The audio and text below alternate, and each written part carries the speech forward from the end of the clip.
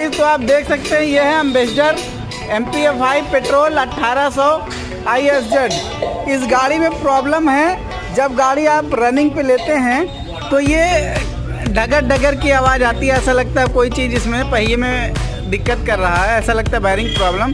पर हमने पहिया जब जैक पे लगाया तो देख सकते हैं आप, ये इसमें मोटा सा बोल्ट घुसा हुआ है एलंकी का। एलंकी का बोल्ट घुसा हुआ है और बिल्कुल नया टायर आप देख सकते हैं, ब्रिजस्टोन का बिल्कुल नया टायर पड़ा हुआ है इस गाड़ी में। एकदम पूरा माल है, टायर एकदम नया है, कोई दिक्कत नहीं है। बस प्रॉब्लम इसी की है, ये बोल्ट घुस गया है टायर में। तो अभी इसको निकालेंगे, प्रॉब्लम सही हो जाएगी।